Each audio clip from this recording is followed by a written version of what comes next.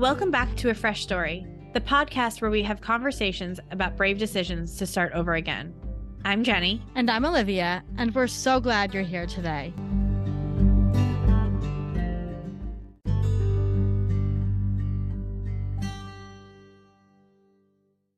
Hello, sister. How are you? I am doing very well. I had such a good lunch today. Do you want to hear about it? I do always want to hear. Our readers, our listeners always want to hear. Our readers want to hear about it too, but they're going to keep waiting because so there's this thing here called tiger bread, which I think is like a Danish bread. I don't know how to describe it other than sort of like an overly cakey white bread, and I really love it. And I bought some from the grocery store pre-sliced, and it's like these thick slices of bread. I had one piece that I did butter and honey on with salami. And then on the other piece, I did goat cheese with some black olives. And like, I really like to make myself like 2 small sandwiches. I'm laughing because I was just watching the Will and Grace episode where Stan dies, and in his will he gives his like salami room, like, and then he like makes it. He like you know why? And then like Will keeps going and reading the will, and he's like, and your jams and your jellies, and like he gives the chutneys to the Chinese food delivery guy. Oh my god, that was amazing. So that's why salami made me laugh. Olivia and I are both rewatching Will and Grace, which maybe we'll have to do a whole episode on that Will and Grace sister episode. I mean, it would make sense given like my history with Will and Grace, right? Yeah, and also there was a lot of fresh starts in that show. Maybe we should do that, a fresh starts in Will and Grace episode. Okay, anyway, that is not what this topic was. We had a wonderful Twitter friend come on the show, the lovely ray of sunshine, Ashley Mason, who is a twin, and I had no idea. I didn't either. She's actually one of 4 girls. End of the episode, yeah. Yeah. But we talked about a couple different really, really heavy things on this episode, which was getting out of a toxic relationship, and also being a young woman, dealing with a mother who's dying, and how you physically, emotionally, mentally prepare yourself for that. And so, Ashley is so sweet, so lovely, just so open to sharing her story, and we thank her for that. So please enjoy the episode with Ashley, and please remember to rate, review, and subscribe to A Fresh Story so that we can keep telling fresh start stories.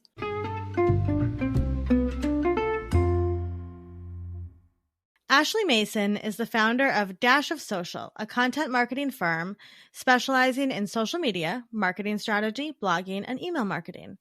Working closely with their clients, Ashley and her team help small business owners and entrepreneurs craft and execute value-driven marketing strategies designed to establish thought leadership, grow online communities, and build connections and leads. Additionally, Ashley founded the Massachusetts Business Network in 2022, which is the only statewide publication that provides free to low-cost resources that support organizations with increasing their visibility and establishing thought leadership through its podcast, blog, and directory. When she isn't working, you can find her running on her Peloton or curled up on the couch with a book. And I'm going to say, I am a huge fan of Ashley's book picks. I save every single one of your Instagram posts and stories because we have a very similar reading habit of type of books. But Ashley, I feel like we've interacted on Twitter for a very long time. And we've had a couple of phone calls, but I know you have some good stories inside of you, and I'm very excited to have you here today. I am very excited to be here, and it makes me laugh that you mentioned saving my book pictures, because just last week someone sent me a screenshot from 2018, and they're like, I've been saving your book recommendations since 2018. You do. You have that's the best compliment ever.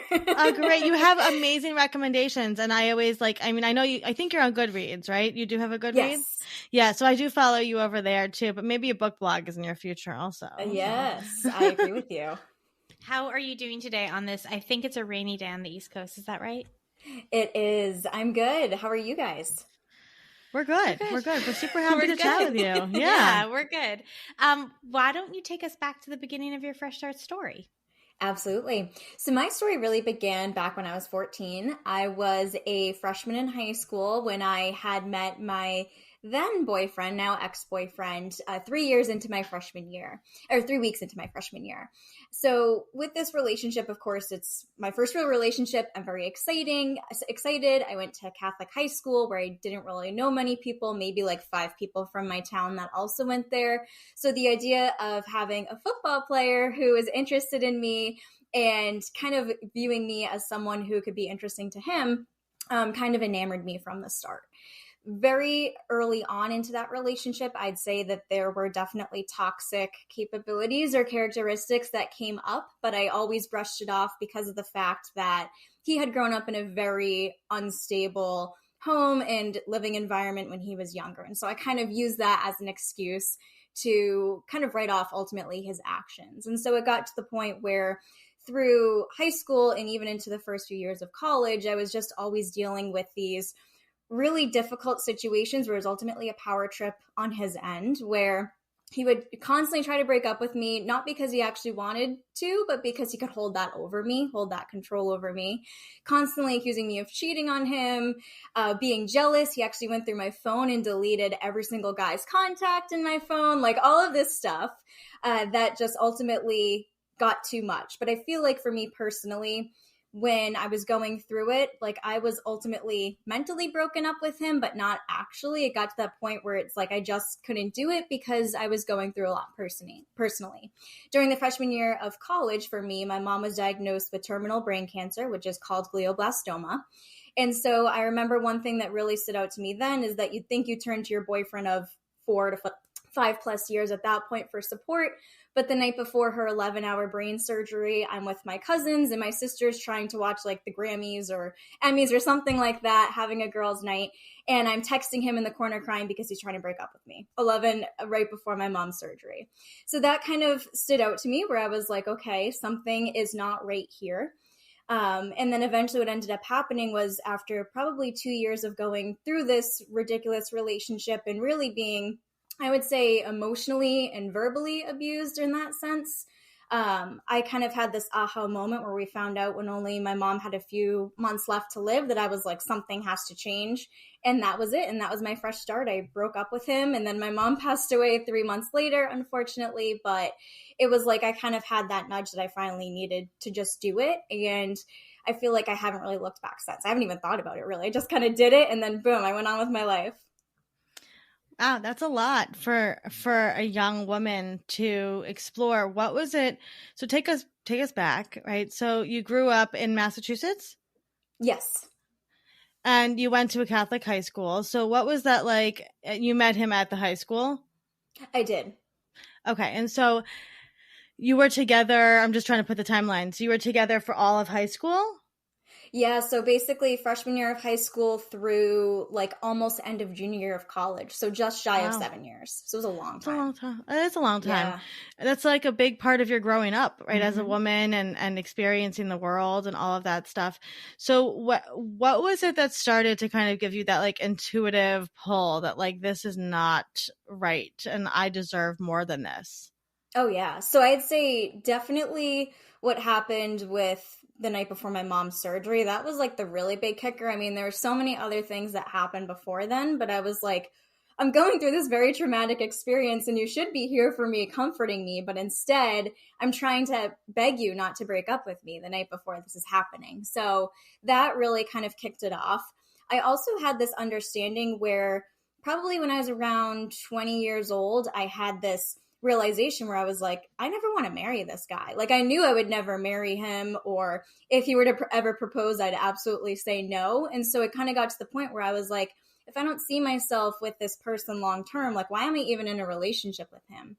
I also was, I guess, ashamed to talk about him to my family, to my friends. I was very hush-hush about it. Two of my closest and best friends right now never even asked me about him in college because they're like, we just weren't even sure what was going on. And you never just came out and like talked about anything. You just kept it to yourself. And so with my fiance now, it's like, I feel like I'm always talking about him, always saying, oh, Jeremy did this, Jeremy said that. Like, I'm so excited to tell people about that type of stuff. And so with my now ex, it was like I had that realization was I should be excited and wanting to tell people about what's going on in my relationship. But instead, I'm embarrassed and really holding it to myself. What was going on around you, like with your girlfriends in high school? Were they, like, I'm thinking modeling wise, right? Like, did this feel normal? Did it feel like this was happening with other people? Or was there an element, like you said, of sort of like a shame of like not wanting to talk about it because they were in different kinds of relationships?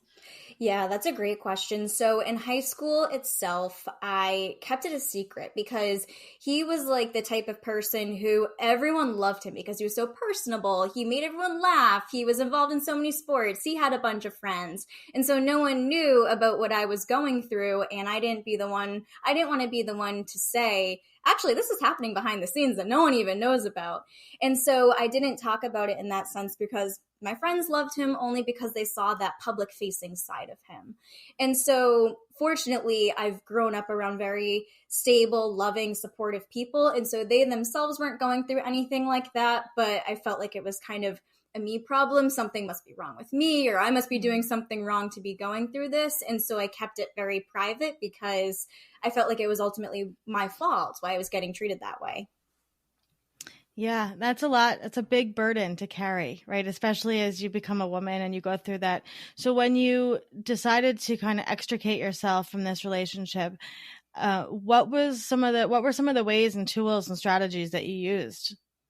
So I feel like it's almost weird to talk about this now, but I almost just did it cold turkey. Like I feel like I was just at the point in the relationship where, like I mentioned, I was probably like mentally broken up with him for 2 years at that point, but was just going through so much at the time that I just needed someone to be there. And so when it came time for me to be like, okay, this is it, like I don't see any moving forward with this, I kind of just did it cold turkey and then move forward. Like I think about this all the time, how when we broke up, like I didn't even cry and I still haven't cried. I think it was just at the point where I was over it and I knew I deserved better. I also think that what helped was that there was kind of two fresh starts in that sense where 3 months after breaking up with him, my mom did pass away. So that was like a whole new beginning that I had to navigate through. And so I kind of just went through those very difficult experiences simultaneously.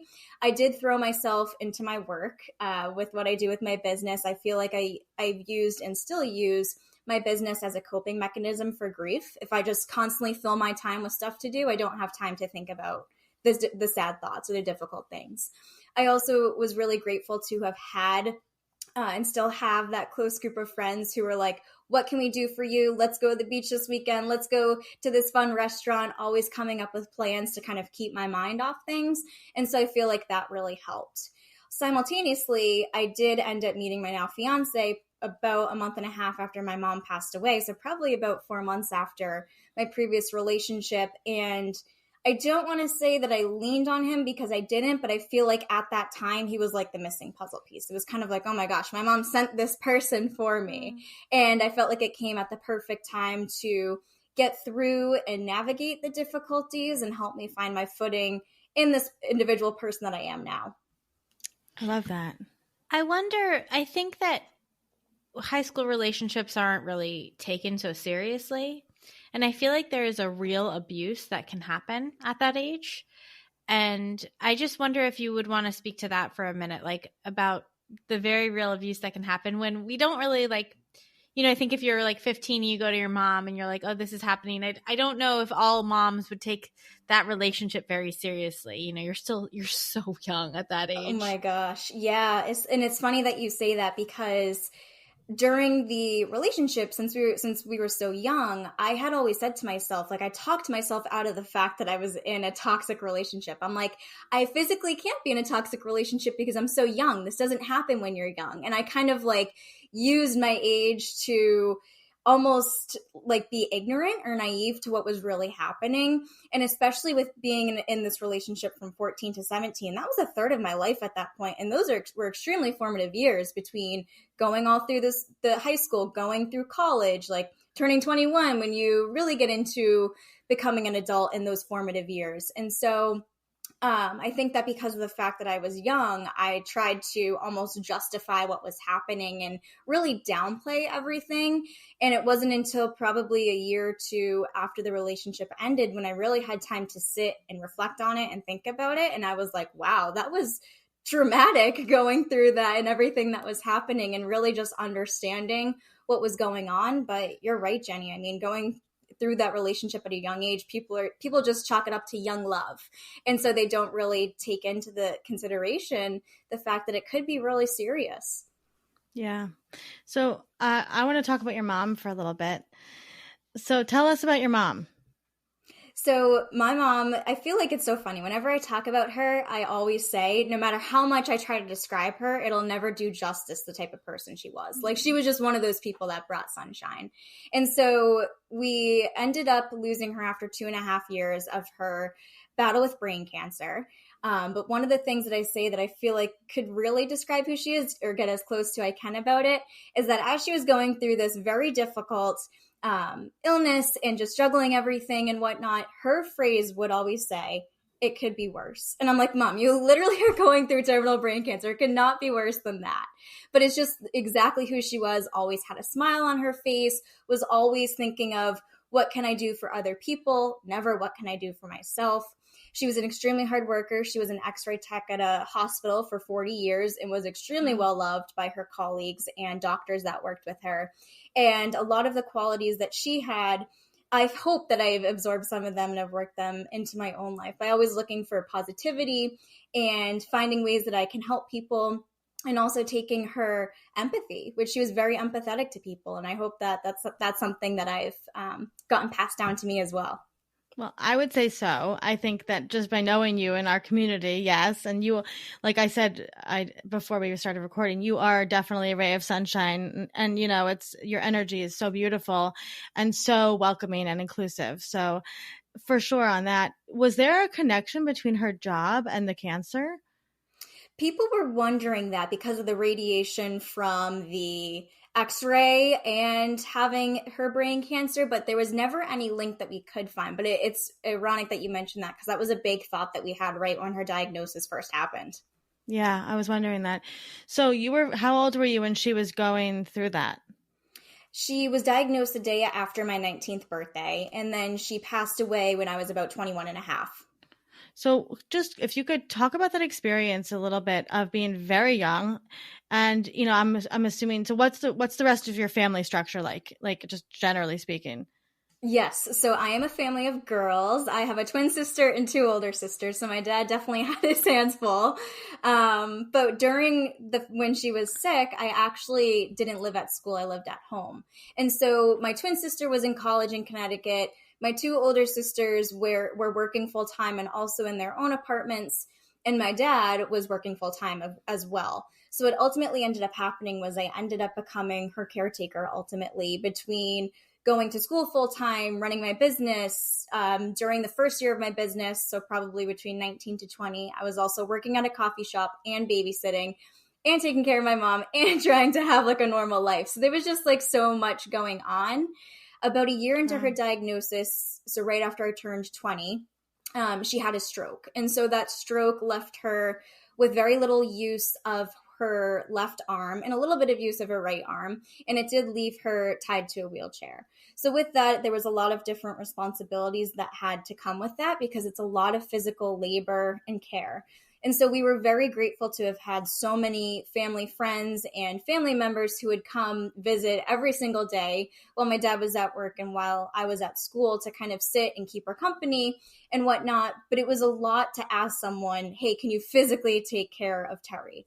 And so what that entailed for me was every morning I would go and get her up out of bed, had to move her from her bed to her wheelchair her into the bathroom, help her as she uses the bathroom, help her get into the shower, have her sit in that chair in the shower, physically get in the shower myself and shower her, and then help her down the stairs to get her comfy.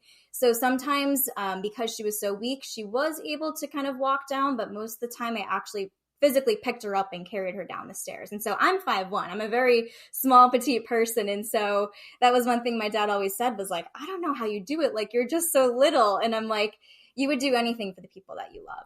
And so it was just a lot of emotional labor in addition to the physical stuff that was going on. And so it was just a lot to manage that and just kind of not take what I was going through at home into my schoolwork or into my business, and kind of make sure that I'm juggling everything. But it's really hard not to have that intersection. Like, everything overlaps or intertwines. And so it was just a lot to go through. That's a very, like, how has that changed you fundamentally? I mean, the experience of having your mother be not well and be sick, but then also just the caretaking, that's a really big undertaking. And for a young woman who's also going through her own shit, right? Who's going through the toxic relationship. I just wonder if how that fundamentally has changed you and your outlook. Yeah, I say now I have such a different perspective on life than I did back then. Like, truly, I do not sweat the small stuff. And that's one thing that I've kind of learned to understand as I go through life, because there's so many bigger problems happening. An example of that would be when my mom had her stroke. That was during my sophomore year of college, and it actually happened right before our spring break. And so during that spring break, I spent the entire break, obviously, visiting her at rehab every day. And I remember getting back to school after break, and it was March, and it was actually snowing, which is typical Massachusetts weather. And I remember sitting in my economics class, and everyone around me was like, "Ugh, I can't believe we came back to snow after they were just in Mexico and Aruba and Punta Cana." And I'm like, I just came back from visiting my mom in rehab for a week after she had a stroke, and you're sitting here complaining that you came back to snow after spending 7 days in hot weather. And so just that situation kind of made me realize that there's so many more important problems going on in life. And when something seems difficult or seems frustrating, it really kind of gives me a reality check. And I'm like, it could be so much worse, to quote my mom, it could be worse. And so that's one thing that I've really adjusted, is that I definitely don't take for granted what I have in life, because I know what it's like to have had something that you loved so much taken away from you. Did that feel very isolating as a young woman to be going through this huge, like you said, emotional, physical, mental? I mean, you were taking care of your dying mother, right? Did that feel isolating? It did, and it also was exhausting to that point as well. I mean, no one really understood what I was going through, especially being so young, 19, 20, 21 years old, and also growing a business at that time. I mean, starting a business while young is not normal, quote unquote, either. And so people don't get that aspect as well. And so it felt very difficult to go through that. I say fortunately, unfortunately, I kind of like to use those words together, but my best friend did lose her mom to cancer when we were 16. So I was grateful for the fact that we have that connection. Although I wish we didn't have to have a connection like that, but she was someone who understood. And even though we were 5 years age difference between her mom passing away and my mom passing away, there were so many similarities. And I knew that if I were to text her or just need someone to be there for me, it was so great to know that she was that person who could do that. But ultimately, you're right, Olivia, it was extremely isolating, just knowing that there were so many things going on when college is supposed to be about partying and meeting friends and making core memories. And that was just not the experience that I had. I have a question, and you don't have to answer this, or I can cut it out. But did you resent your sisters for not being the one that was there every day with her? No, so they were there in different capacities and complementary capacities. So I would never hold it against them that they did have full-time jobs that prevented them, as well as my twin sister who was physically away at school. So one of my sisters worked from home every Friday so that she could be there for my mom, which is amazing. My other sister did a lot of the cooking. She was a school teacher, and so she's an amazing cook. And so she'd come home from work and then cook us dinner and make sure that was all set. And then my twin sister is a nurse. So it was very, very helpful when she was home from school and on breaks to have her to take my mom to appointments and do more of like the medical care that was needed. And most importantly, understand and interpret what the doctors were telling us, and being able to kind of have that lingo ultimately incorporated into it. And so I feel like all four of us, between the different capabilities that we did, all pulled weight in all different ways. And so it was nice to have a family of 6 of us who are really there for one another and really put differences aside or put any stresses aside to be there for my mom. Yeah, no, I love that. How do you, as a family, celebrate your mom and honor her now? So today's actually her birthday with the day of the recording. So what we do each year is we actually plan a dinner where we get together and we end up celebrating her birthday, usually going to one of her favorite places. We also love to, during like her anniversary of her passing, also go out to dinner together and celebrate. And then I feel like between all of us, whenever we're together like just for functions or just even hanging out, the topic of our mom always comes up. Like something will happen, it'll trigger a memory. And we're like, oh, remember when mom did this? Or remember when mom said that? And it's just like, we don't even need to kind of work to keep her alive, like her memory alive. It just naturally happens. Like she was just someone who made such an impact on us that I feel like we naturally are always thinking about her, always talking about her, always appreciating all of the memories that she brought. Happy birthday, Terry, first of all. That's so exciting. I love it. That's beautiful. So I just want to talk about grief for a second. Like, you know, grief culturally, we still are not talking about it. And this is something we talk about a lot on our podcast, as you know. So what's that like to lose your mom so young? And then you're building a business, you're dating, you're meeting your fiance. How does that, like, we talk a lot about how when you're grieving, the world keeps spinning on and you're like screaming, my mom just died, right? So what was that like, that experience to carry this grief with you, especially in those early days? Yeah, it was definitely difficult. I would say that I was very transparent about what I was going through, especially towards the end of her life. All of my clients at the time knew what was happening. And so they were the best during that time. Like I couldn't have asked for better clients who were more supportive and understanding. And for me, I just kind of realized to listen to myself. Like I'm someone who is always go, go, go, go, go. And I kind of just tried to push myself to continue working through things. But it made me realize there was just going to be random days where I woke up and I just wasn't feeling it. And I was just feeling sad. And instead of forcing myself to sit there and work through it, I had to kind of honor what my body and what my mind was telling me and just kind of take a break and do something for myself.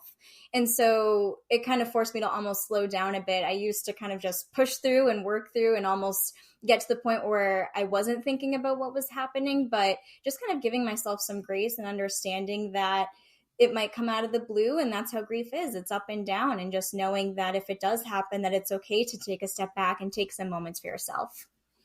What would you say to somebody who is losing a parent? We have a friend who just lost their dad, like, you know, at a young age, you know, that when it's kind of, I'm going to use the term like unnatural, right? At that age to lose your parent. What would be something you could say to them? I would say never stop talking about them. I feel like people worry, or at least I did. I feel like I worried that people would feel uncomfortable with the fact that I was bringing her up so much. Like people get very, not like weird, but they don't know how to respond almost to stuff like that. They don't know whether to say sorry. They just don't know what to say is really what it comes down to, which is a great reason why your book exists, by the way. So people just don't know how to respond to it. Yeah. So I'd say don't worry about what other people are thinking. Like always keep their memory alive. I will also say to make sure that you have non-negotiables in your life. So always make sure that there's at least one thing that you do for yourself every single day in some form of self-care. So for me, that's running. I run every morning. For me, that's reading. As we mentioned earlier in this episode, I love to read. Making sure that you're taking time to just do the things that fill up your cup and make you happy, because although grief can be very unpredictable, you still need to make sure that you're taking care of yourself and making sure that you're supported in any way possible. I love that. So I want to switch gears for a second. You are an entrepreneur and yes, you have multiple businesses. So I would love to hear just quickly, like how, you know, the social media agency came about, and then really how you have launched the Massachusetts Business Network, which I've seen now grow exponentially over the last couple of years. Absolutely. So my marketing agency, Dash of Social, I started it just over 7 years ago in 2016, but I'm someone who's always been very entrepreneurial minded. So since a young age, I used to pretend that I own businesses. I used to love the idea of being a business owner. I was obsessed with buying office supplies. Like I just knew right from the start that I was going to own a business one day. Mm-hmm. I just never knew what it would be. I'm also someone who, of course, loves to read and write. And so it was very natural for me to start a blog during my sophomore year of high school, which was just over 10 years ago in 2012. And so I spent hours and hours each week, probably at least 10 to 15, working on this blog. And I suddenly had a realization where I was like, wait a second, if I'm going to spend all of this time on this blog each week, basically treat it like a part-time job, then I need to make sure that not just my family knows about it and is reading it, and I need to somehow find a way to get some type of return from it. And so I wanted to really achieve two goals. One, reach the right audience, and two, monetize it. And so when thinking about what I could do to make that happen, that's when I realized that marketing and then ultimately social media came to mind. So I taught myself how to use social media from a business standpoint, because of course I'd only used it personally from that point and beyond. And so I taught myself how to use social media, marketed my blog, grew my readership, became like a micro influencer, and then realized that marketing was something that I really enjoyed. So it naturally led me into the world of freelancing just from the relationships that I had built in that blogging community.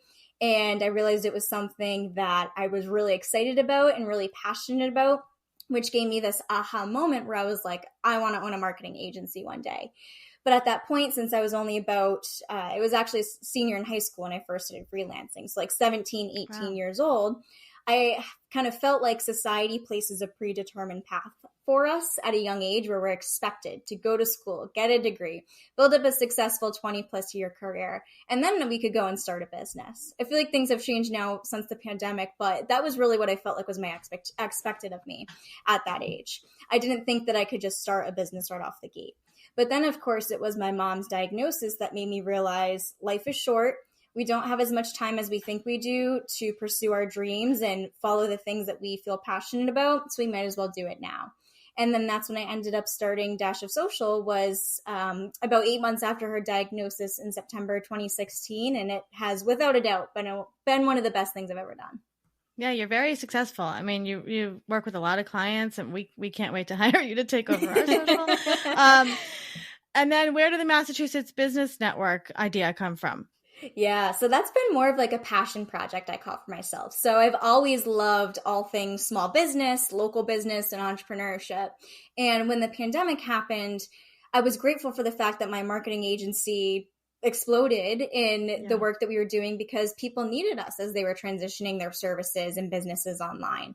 But I saw firsthand from many clients that I worked with and many business owners that I knew the negative impact and horrible impact that it had on their businesses. And so I wanted to find a way to support them through this process by giving them some type of like free visibility or connection or community, whatever it might be.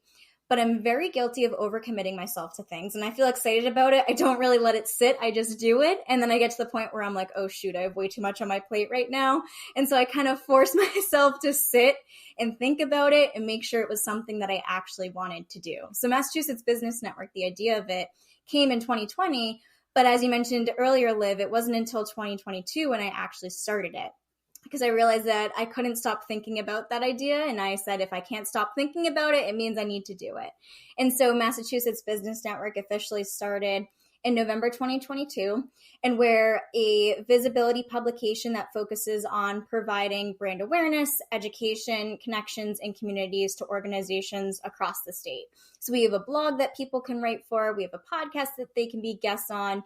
We attend monthly lunch and learns on a variety of topics that they can attend.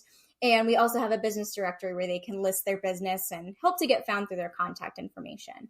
So this has really just been something that I feel very excited about. I mean, I make like a very small amount of money per year, maybe honestly $100 if I'm being totally transparent, but it's just something that I genuinely love doing. And just the amount of feedback that I've gotten from people who have been a part of it has validated the amount of time that I've put into it, because it's a labor of love, and just hearing how much it has supported people and benefited people is absolutely what keeps me going every day.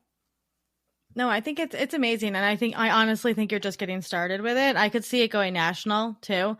I think that, there is, we're on Long Island, obviously, but there is such a lack of community for small businesses. Like, even if I go try to find a directory of small businesses, there's nothing. And I've iterated over those kind of similar thoughts that you've had, but you do it so beautifully. And many of our experts work with you over there on the Massachusetts Business Network, and it's awesome. But I truly think that is going to blow up over the next couple of years. And you clearly are somebody that has wonderful ideas and executes them beautifully. And, it's such a joy to watch somebody be so passionate about something and make it happen.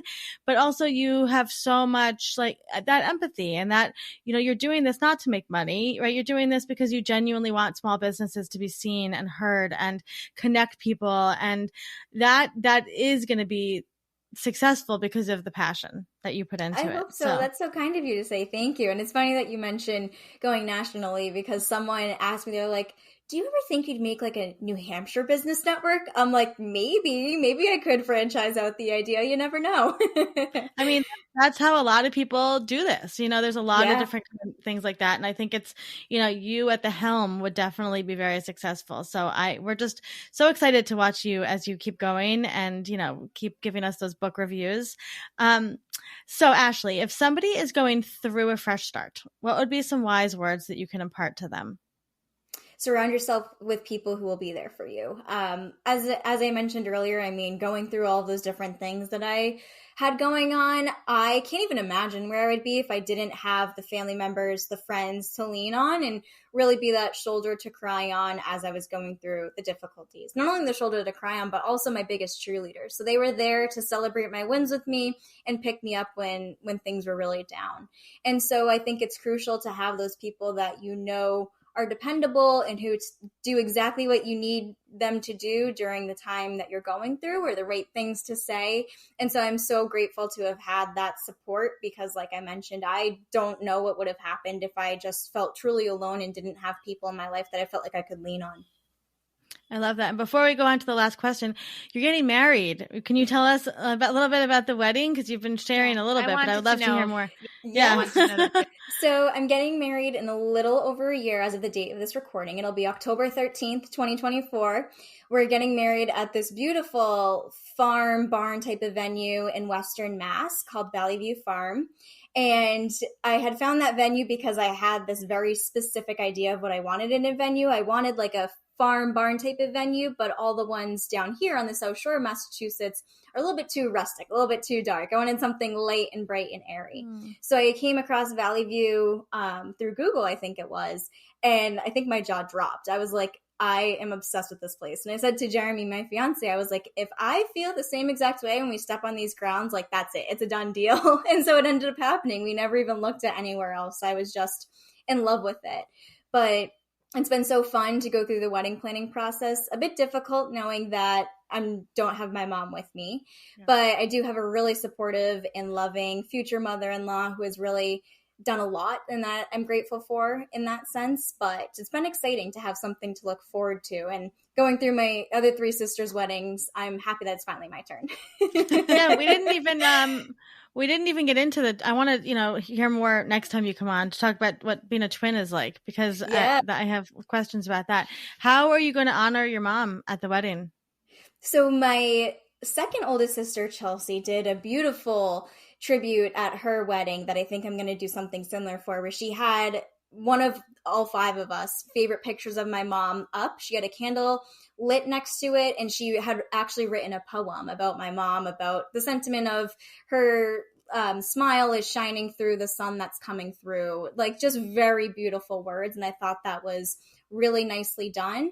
My other sister, Brittany, also did a really great idea where instead of doing favors, she had actually, her and her husband, Johnny, had actually donated money to Mass General where my mom was getting treatment. So in lieu of favors, they donated money in her name, which I thought was also a nice touch.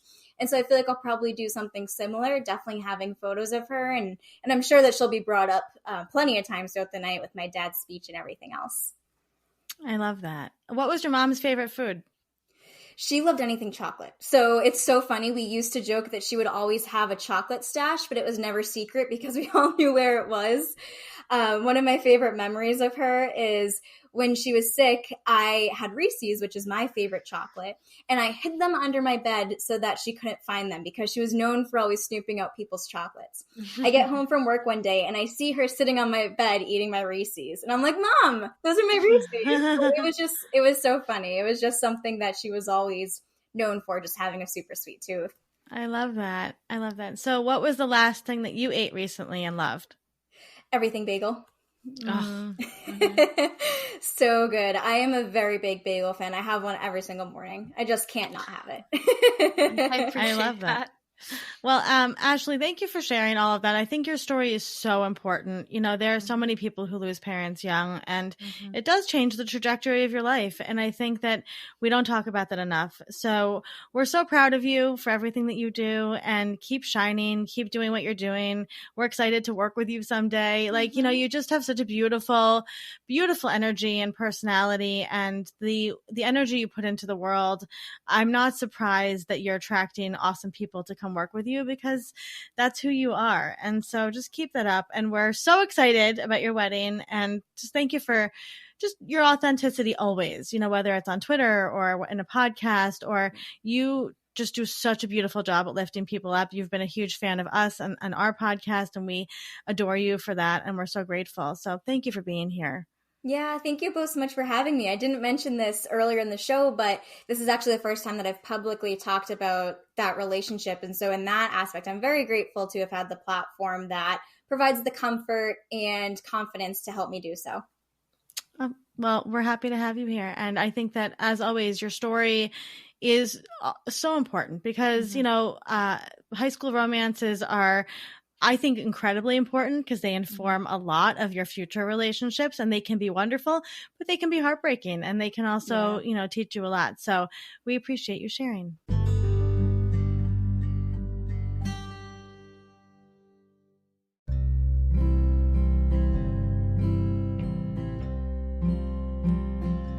Thank you for listening to today's story. We're always here, and we're proud of you. A Fresh Story is produced by Fresh Starts Registry, the first and only platform for everything you need to begin again. You can read the show notes and learn more about today's episode at afreshstory.com.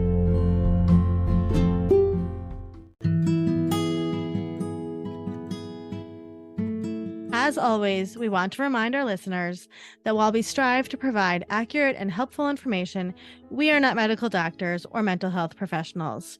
We want to remind you all that the information shared in this podcast is not a substitute for professional advice. We highly recommend consulting a qualified healthcare or mental health professional for any concerns or questions you may have. Remember, we are a podcast, but we are not licensed medical professionals. Always consult with your healthcare provider for any medical decisions. And as a gentle reminder, all opinions are our guests and do not necessarily reflect our own.